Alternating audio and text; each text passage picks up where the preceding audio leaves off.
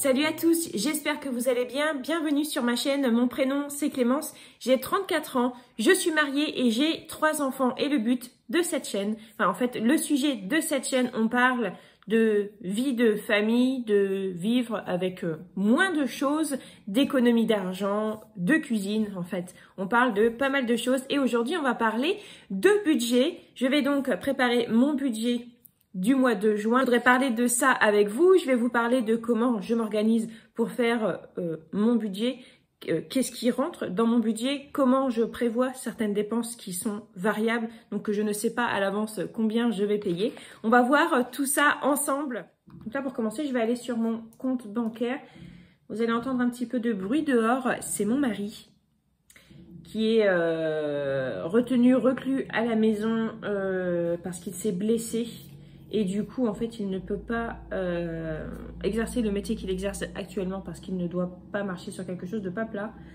Et du coup, mon mari a décidé de nettoyer ses outils de jardin, c'est-à-dire la tondeuse et la débroussailleuse. Donc, vous allez entendre un petit peu de bruit, ça lui fait du bien. Vous voyez là, là, ça lui fait du bien.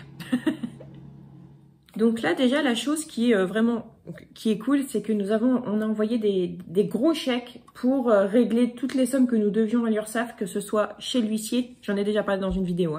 Mon mari devait une telle somme chez l'huissier, moi je devais une autre somme chez l'huissier et nous avions chacun une dette à l'URSSAF. Donc tout ça, ces 4 choses-là, c'était des montants dus à l'URSSAF et tout a été réglé. Donc, pour régler cette dette, nous avons emprunté. Donc, alors quand j'en avais parlé, en fait, j'ai reçu énormément de messages de personnes qui me demandaient où est-ce que j'avais emprunté à taux zéro parce que ça les intéressait aussi. Alors, vous devez savoir que tout ce qui est organisme bancaire ne prête pas en fait pour rembourser des dettes sociales. Ils ne prêtent pas, c'est comme ça. Donc nous, on a fait ça avec un particulier. Donc voilà, il n'y a pas de, on n'est pas passé par un organisme. Donc je ne vais pas pouvoir vous aider. Donc voilà, tout ça pour vous dire qu'en fait les chèques sont déjà déposés et ça c'est cool. Comme ça va pas traîner. Je vais pouvoir les pointer sur mon chéquier. Maintenant, il n'y a plus qu'à attendre que l'URSSAF nous envoie leurs papiers en disant « C'est bon, vous avez payé tout ce que vous devez ». C'est un vrai plaisir. Ah, je vois aussi, je vais le noter tout de suite. Donc, j'ai mon budget. Ça, c'est mon budget du mois en cours, qui est d'ailleurs bientôt fini, parce que c'est jusqu'au 21 mai. Donc, du coup, cette feuille-là, il y a eu encore d'autres prélèvements qui n'avaient pas encore été faits. Donc là, je vois la taxe audiovisuelle. C'est bon. Là, par contre...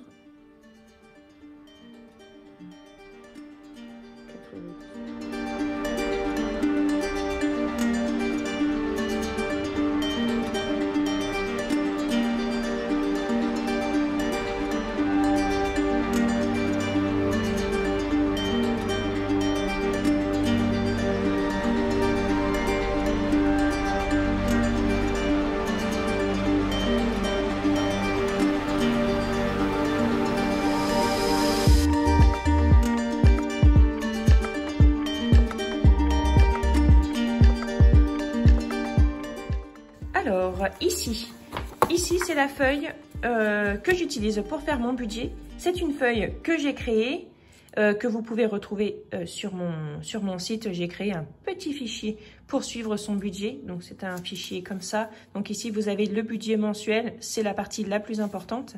Ici, c'est le suivi mensuel des dépenses pour suivre, noter toutes les dépenses. Et ici, c'est le récapitulatif mensuel pour voir est-ce que vous avez dépasser votre budget dans telle catégorie ou non. Voilà, donc ça se fait comme ça, mon budget. C'est tout simple parce que vous pouvez faire votre budget avec une seule feuille. Vous pouvez faire votre budget sur un cahier. Vous pouvez faire votre budget sur une feuille volante, sur un gros classeur avec une seule feuille ou avec 15 feuilles à remplir par mois. C'est vous qui choisissez. Moi, j'aime autant que ce soit le plus simple possible. Donc, j'ai fait comme moi j'aime. Ce que vous devez savoir, c'est que je ne suis pas la seule à proposer ce genre de fichier. Il y a énormément de monde qui propose leurs fichiers. C'est à vous de savoir lequel vous convient. Donc, il y a des fichiers qui sont totalement gratuits comme le mien. Il y a des fichiers qui sont payants. C'est à vous de voir. Donc, ici, c'est vraiment la feuille la plus importante de mon budget. C'est celle que je vais regarder très, très régulièrement. Et c'est donc la feuille qui termine comme ça à la fin du mois. Et encore, ça va encore. Ça peut être plus brouillon que ça. Un budget brouillonné comme ça, qui termine comme ça à la fin du mois, c'est un budget bien suivi. Voilà, donc là, je vais commencer à le remplir pour le mois prochain. Comme ça, vous allez voir comment je fonctionne pour moi faire mon budget. Et alors, vous devez savoir que ce que je vais vous montrer, c'est pas pour vous dire c'est absolument comme ça qu'il faut faire. Hein, parce que, bien évidemment, chacun s'organise du mieux qu'il peut. Il n'y a rien qui convient à absolument tout le monde. Il n'y a pas de méthode universelle. Sinon, ça se saurait. Et je pense qu'on ne parlerait jamais de problème d'argent dans la vie. Donc voilà, vous faites vraiment comme vous avez envie de faire. Il faut essayer, vous essayez telle méthode, si ça ne convient pas, vous passez à autre chose. Après, ce qu'il faut savoir, c'est qu'il faut de la rigueur. Il n'y a pas de formule magique, il faut de la rigueur pour suivre un budget. Vous devez savoir également que les montants que vous allez voir sur cette fiche sont réels. Ils correspondent à notre réalité à nous. Ils n'ont absolument pas lieu d'être critiqués parce que nous travaillons pour nous en sortir. Donc voilà, il y a peut-être des sommes qui vont vous paraître basses. Il y a peut-être des sommes qui vont vous paraître élevées. Mais en fait, on est absolument tous différents. On a tous des attentes, des envies, des projets, des façons de vivre différentes. Donc ne comparez jamais des montants. Voyez seulement la technique. Donc, on va commencer tout de suite. Donc, c'est le budget pour le mois de juin. Moi, ça commence le 22 mai parce que je suis payée le 22 mai. Donc, j'ai choisi du coup de commencer mon mois le 22. Et donc, il va jusqu'à la veille du mois prochain où je recevrai ma paye. En fait, c'est comme ça que ça marche pour tous les budgets. Même si vous avez deux salaires différents. Moi, par exemple, mon mari, il est payé plus aux environs du 3 ou du 4. Bien, en fait, ça revient au même. Parce qu'après, nous, nos prélèvements et tout ça, ça convient, en fait. C'est à vous de voir l'organisation. C'est pas forcément du 1er au 30. Là, ce qu'il faut voir, c'est le jour où votre salaire arrive jusqu'à la veille. Et il ne faut surtout pas commencer à grignoter. Par exemple, vous avez un montant qui va se prélever la veille de votre salaire. Ne vous dites pas, oh, mais c'est pas grave, je vais la mettre, je vais le reculer sur le salaire d'après. Parce qu'en fait, ça va toujours s'accumuler et c'est pas bon. En fait, il faut vraiment cette rigueur-là. Donc, voilà. Du jour de votre revenu jusqu'à la veille le mois prochain. Alors, au niveau des ressources. Alors, j'avais noté des trucs ici. Donc, moi, mon revenu pour le mois prochain.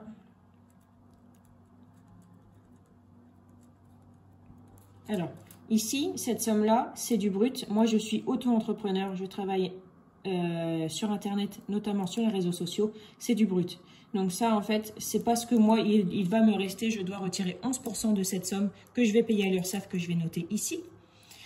Pour l'instant, c'est 11% parce que je bénéficie de l'ACRE. Mais après, c'est 22%. Et je crois même que c'est passé, que ça allait être 27%. Enfin bref, vous voyez bien, il y a un pourcentage à payer tous les mois. Donc moi, en fait, tout ce que vous allez voir apparaître, qui est à moi, je mets toujours du brut. Alors, je pourrais mettre du net, bien évidemment, mais étant donné que c'est à moi de payer, en fait, c'est pas retiré directement sur ma paye comme un salaire, je veux que ce que je dois payer soit noté sur mon budget pour que ce soit le plus clair possible. Mais je fais de façon à ce que ce soit clair pour moi. Pour mon mari. Pour mon mari, c'est compliqué ce mois-ci, parce que comme il est en accident de travail, je ne sais pas quand est-ce qu'il va être rémunéré, je ne sais pas combien, parce que je sais qu'on est payé en plusieurs fois. Et je sais que dans un accident de travail, on est payé intégralement. Mais comme mon mari vient d'être augmenté, je ne sais pas s'il se base sur, par exemple, les 3 derniers mois, ou sur le dernier mois, ou sur le truc en cours, en fait. Donc ça, c'est quelque chose qu'il faut que je regarde et du coup, je budgéterai plus tard. Donc ici, on a les allocations familiales. Dans les allocations familiales, nous, on touche la prime d'accueil du jeune enfant, puisque Margot a moins de 3 ans. L'allocation familiale, parce qu'on a plus de 2 enfants. Et on a la prime d'activité qui est de 43 € par mois. Et l'allocation logement. L'allocation logement qui quand même diminue comme peau de chagrin de mois en mois, ce qui est une bonne chose parce que ça veut dire que nos revenus augmentent. Donc en fait, moins on touche d'aide sociale, plus les revenus augmentent. Et moi, je trouve que c'est quand même bon signe. Mais sinon, en attendant, on est sur cette somme-là. Pour les vacations, je note jamais rien. Je ne note qu'après parce que c'est pareil, c'est tellement aléatoire. Ça, c'est ce qui correspond au revenu de volontariat de mon mari parce qu'il est pompier volontaire. Ensuite, je note les remboursements de la mutuelle. quand, par exemple, je ne les ai pas eu le mois dernier. Pour ce qui est des primes, donc tout ce qui est financement participatif, les partenariats que j'aurais pu faire, c'est soumis à imposition, à imposition sur le revenu bien évidemment, mais c'est aussi soumis à charge sociale. Donc la somme qui va apparaître ici, c'est aussi, il faudra que je paye 11% de cette somme. Voilà, donc c'est pas ça et ça, boum, ça fait 2037 €. C'est pas ça, c'est un petit peu moins, c'est 11% de moins. Pour l'instant, mais ça va pas tarder à changer et à augmenter parce que je ne serai plus bénéficiaire de l'ACRE. Donc voilà, pour l'instant, c'est déjà ce que je peux noter. Je ne veux pas faire un budget définitif pour l'instant, je vais juste le brouillonner. Pour ce qui est de l'épargne, donc j'épargne pour mes enfants, on a le fonds d'urgence. Donc le fonds d'urgence, c'est pour tout ce qui va être imprévu. Le fonds pour entretenir la voiture, c'est-à-dire que le jour où il y a une grosse réparation à faire sur la voiture, mais qui est prévu, l'argent est déjà de côté, c'est super important. Ensuite, on a le fonds variable. C'est tout ce qui est en fait les charges variables que je veux prévoir pour l'année prochaine. Alors, il est bien évident que je ne peux pas, je vais pas pouvoir épargner la totalité de mes charges variables pour l'année prochaine parce que je paye celle de cette année également. En fait, j'essaye de prévoir pour que l'année prochaine, ça me pèse moins lourd sur le budget. Donc, je fais déjà comme ça. Et ensuite, on a le fonds vacances. J'ai mis 600 €, ça va vous paraître énorme, mais en fait, c'est tout simplement le net en fait de ça. Qui va venir se mettre ici à peu près parce qu'on n'a pas encore épargné, enfin on n'a pas beaucoup épargné pour les vacances. Cette année on veut vraiment partir en vacances et donc en fait moi ce que je fais en plus, c'est-à-dire ça, c'est tout ce qui est partenariat. Voilà, ça me paye, ça nous payera les vacances, cadeau à toute la famille. Ensuite on a les charges fixes. Donc moi les charges fixes, en fait c'est les charges fixes de tout le monde, c'est ce qui revient tout le temps. Donc on a le loyer, nous sommes locataires, l'électricité. Bon, l'électricité, nous ne sommes pas mensualisés. On ne paye pas la même chose tous les mois, mais je le mets quand même dans les charges fixes. Je ne sais pas pourquoi. Parce que c'est comme ça sans doute. C'est pas forcément une réponse, mais voilà. Tout ce qui est assurance, l'école et la cantine de mes enfants. Donc moi je marque toujours école, mais quand les gens voient la somme, ils me disent mon Dieu, qu'est-ce que c'est cher, mais c'est école et cantine. Ensuite, on a le covoiturage de mon mari, parce que mon mari va travailler en covoiturage, mais du coup, cette somme va être beaucoup moins élevée, vu qu'il est encore à la maison pour un petit bout de temps. On a la téléphonie ici. Donc, la téléphonie, c'est le téléphone de mon mari, le téléphone de mon fils aîné, le mien, tout ce qui est forfait Internet et télévision. Enfin, nous, on a un forfait fibre. On est chez Free, donc c'est un bouquet, en fait. Donc c'est intéressant, mais c'est pas le prix, c'est pas la chose le moins cher qu'on peut avoir, parce que moi, étant donné que je travaille sur Internet, étant donné que je dois être voilà, souvent sur les réseaux sociaux, je télécharge des vidéos et tout ça, il me faut vraiment une bonne connexion. Donc voilà, c'est toujours un peu cher, je sais que ça fait toujours monter au plafond, mais en fait, voilà, on en revient à ce que je disais tout à l'heure, c'est en fonction des besoins de tout le monde. Ensuite, il y a la taxe audio. Donc nous ne payons plus d'impôts locaux. Enfin, de taxes d'habitation. Taxes d'habitation, moi je dis impôts locaux parce que j'ai toujours entendu mon père dire ça, donc du coup je dis ça, mais sinon c'est la taxe audio maintenant qui est de 13 € d'ailleurs. Ensuite, moi j'ai un cloud que je paye tous les mois, donc c'est pareil, c'est rapport à mon travail. Et en fait, en étant auto-entrepreneur, tout ce que je paye pour mon travail, c'est sur ça en fait. J'ai pas un compte entreprise. Je fonctionne comme ça. Ensuite, j'ai un abonnement YouTube Premium. La cotisation carte. Ensuite, dans le fixe, je mets les courses. Ensuite, il y a ce que mon mari a besoin pour aller travailler. Et ensuite, la nounou. Donc, voilà, ça c'est tout ça dans mes charges fixes. La nounou, moi, je mets la somme qui me reste à payer. Je ne mets pas la somme que je vais payer parce qu'après, je suis remboursée, et je suis remboursée d'ailleurs très très rapidement par l'URSSAF de ce que je paye à la nourrice parce que c'est une nourrice agréée. Voilà. Donc voilà, ça c'est les charges fixes. Et ensuite, on passe aux variables. Donc, aux variables, j'ai un chèque pour un spécialiste parce que mon mari voit un spécialiste tous les mois. Tac, voilà, il y a déjà ça. Ensuite, on a le carburant.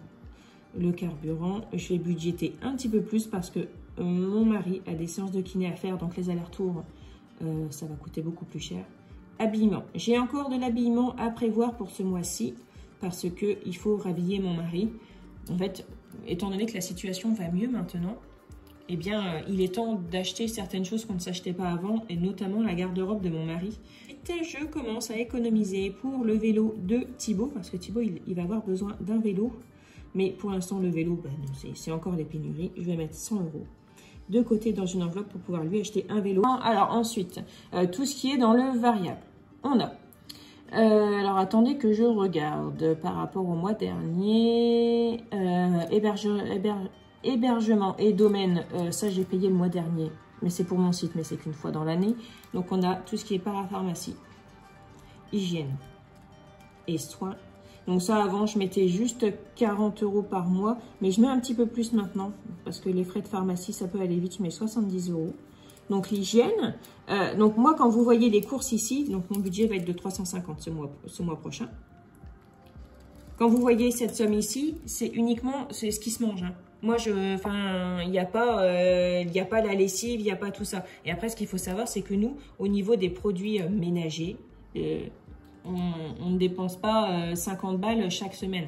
C'est pas parce qu'on nettoie pas chez nous, c'est juste parce que chez nous, on nettoie au vinaigre, on nettoie à l'alcool ménager, on se lave au savon de Marseille et voilà, on est en 100% lavable. Donc, il y a beaucoup de choses qu'on n'achète pas et c'est ce qui permet en fait de réduire cette somme, hein, clairement. Et cette somme aussi du coup, parce que je sais que les personnes, la plupart des personnes, quand ils parlent de leur budget court, c'est vraiment tout ce qu'ils ont acheté au magasin et qui reviennent avec. Donc, des fois, ils reviennent avec 30 € de lessive, avec 10 € de papier toilette, avec 10 € de sopalin, tout ça. Mais nous, ce sont des choses qu'on n'achète pas. Enfin, si, j'achète encore un peu de lessive, mais ça va dans cette catégorie-là, en fait.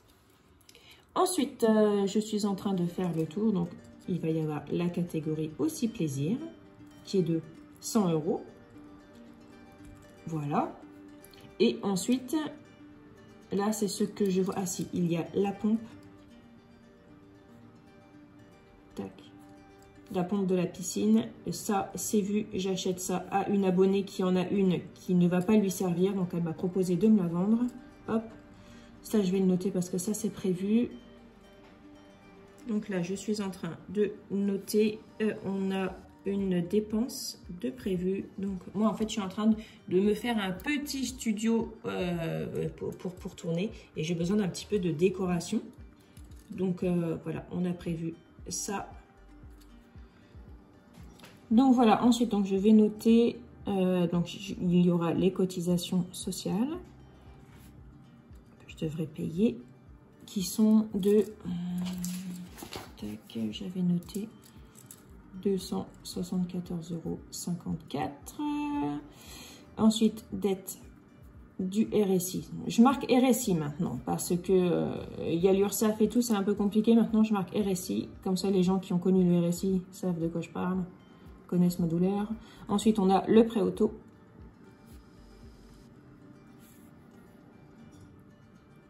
Hop, et un remboursement. Et voilà, donc ça fait... hop là. Voilà, donc en fait, on prend tous les revenus, tout ce qui rentre sur le compte est considéré comme un revenu. Et ensuite, voilà, on retire tout ce qui est les crédits, les dettes, les créances, tout l'argent que vous devez ici. L'épargne, les charges fixes. Après, vous pouvez choisir de ne pas classer les charges fixes et les charges variables. C'est vous qui choisissez, mais l'important, c'est ce qui rentre et tout ce qui va sortir et ce qui va rester à la fin du mois. Voilà. Et le but du jeu, c'est qu'il en reste ou alors qu'il ne reste rien du tout ou alors qu'il vous manque un tout petit peu et que c'est juste et que vous allez pouvoir grappiller à droite à gauche. En fait, le but du jeu, c'est pas d'avoir 4 000 ici et d'en dépenser 5 000 et de se dire, bah écoutez, YOLO, on verra après. Ça, c'est vraiment... ça, c'est la pire chose que vous puissiez faire parce que c'est la chose que j'ai fait et je sais ce que ça donne. C'est qu'il ne faut jamais se dire, je ferai attention le mois prochain. Parce que vous ne savez jamais ce qui va arriver le mois prochain. Et le mois prochain, des fois, il se passe des trucs vraiment pas cool, en fait. Donc, il faut vraiment toujours de la rigueur. Je sais que c'est compliqué, je sais que des fois, c'est saoulant, je sais que, voilà, je sais que vous en avez marre. Mais voilà, il faut vraiment de la rigueur. Et ensuite, je vais vous montrer un exemple voilà, de suivi mensuel de dépenses. Donc là, pour le mois de juin. Donc, imaginons, je vais aller faire mes courses. Donc, le 24 mai. Je vais faire mes courses. J'en ai pour 100 €. Donc l'intitulé, imaginons j'ai fait mes courses à Leclerc. La catégorie, c'est la catégorie courses. Voilà. Donc, vous démarriez avec un solde de 4 500 €. C'est une bêtise. Vous avez retiré, vous avez dépensé 100 €. Donc, voilà, vous avez 4 400 €. Ça permet aussi de voir votre solde ici, de comparer avec votre solde qui apparaît sur votre compte, parce que peut-être qu'il y a une dépense qui s'est faite que vous n'avez pas fait attention, peut-être que vous avez un crédit qui s'est fait, enfin une opération créditrice qui s'est fait sur votre compte que vous n'aviez pas vu, voilà. Ça, c'est une petite rigueur supplémentaire qui, à la rigueur, si vous commencez à faire votre budget, vous n'êtes pas obligé de le faire. Parce que quand on commence à faire son budget, qu'on n'avait déjà pas très envie de faire un budget et que ça nous saoule, mais que on veut le faire parce qu'on n'a pas le choix, il faut commencer doucement. Commencez déjà avec ça et petit à petit, ou alors vous commencez dès le début à le remplir, puis si vous ne remplissez pas tout, c'est pas grave, mais voilà. Au moins, il faut au moins entraîner son cerveau à avoir l'habitude de, voilà, je note ça et regardez quand je fais une dépense, ben voilà, pour mon budget course c'est 350 €, j'ai fait 100 € de course, il me reste plus que 250 € pour le mois, mais dans ces courses-là, j'ai quand même acheté peut-être un petit peu trop de superflu, maintenant stop, maintenant je fais attention et je me tiens bien à mon budget de 250 €. Donc voilà, vous faites ça tout le mois, avec toutes les dépenses que vous faites, sauf tout ce qui est les prélèvements et les virements, par exemple le loyer et tout, vous n'êtes pas obligé de les noter. C'est vous qui voyez, c'est plus tout ce qui est dépenses variables et tout, quoi. Et ensuite, on a le récapitulatif mensuel. Donc, par exemple, la catégorie courses. Voilà, courses, avec un S, s'il vous plaît. Le montant qui est budgété, c'est 350 €. Voilà. Les dépenses totales, donc par exemple, on a fait 410 € de courses en tout. Du coup, en fait, la différence, c'est 60 €. Donc, somme restante, moins 60 €. Donc là, vous savez que vous avez dépensé 60 € de plus que ce que vous aviez budgété. Mais attention, c'est possible que vous ayez dépensé 60 € de plus parce que tout simplement, vous n'avez pas budgété assez. C'est ce qu'il faut voir aussi parce que budgéter un montant, c'est bien, mais il faut être réaliste aussi. Si votre montant vous paraît bien et que vous l'avez dépensé, vous savez que vous avez dépensé trop d'argent parce que vous avez acheté trop de trucs qui n'étaient pas forcément utiles. Voilà, ce moins-là, il ne devrait pas apparaître en fait. Voilà. Ça aide aussi, cette case-là vous aide aussi à mieux budgéter parce que si le moins 60 € sur 350 € revient régulièrement, c'est peut-être que la somme qui devrait être budgétée, c'est celle-ci plutôt que celle-ci. Et voilà, c'était un petit aperçu de comment je fais mon budget. Je fais mon budget de cette façon depuis plusieurs mois maintenant. Et c'est vraiment ainsi que ça me convient en fait de faire ce budget-là. Ça m'apporte vraiment une sécurité, une sérénité. Je sais que ça peut être dur de commencer à faire un budget, surtout quand les comptes sont catastrophiques. Je le sais. Parce que c'est comme ça que j'ai débuté, moi, avec des comptes, c'était même plus rouge, c'était le rouge cramoisi, limite noir. Je sais, et il faut juste ce courage, en fait, cet élan d'aller voir et de se dire, bah voilà, je vais pas faire un miracle, mais ce que je vais pouvoir faire, je vais le faire, et ce sera toujours ça de faire, en fait. Parce que il vaut mieux faire un petit pas en avant que 3 pas en arrière, en fait, tout simplement, vous le savez. Je sais que c'est dur, donc je vous encourage à y aller progressivement, à faire doucement à votre rythme, mais au moins de faire un petit pas. Juste, voilà, j'ouvre mon compte, je vois que c'est la catastrophe et je referme. Mais voilà, vous avez vu, c'est la catastrophe et maintenant vous dites, bon alors, qu'est-ce que je peux faire? Par où je peux commencer? Faites-vous aider.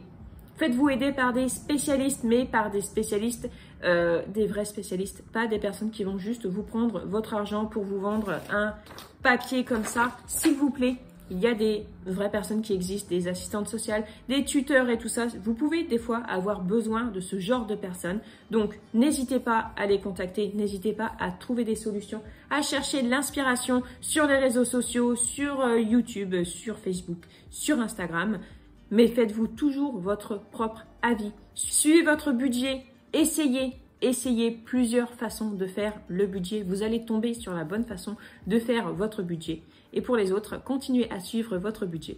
Je vous souhaite à tous de passer une très bonne journée. Prenez bien soin de vous et on se retrouve très bientôt. Salut!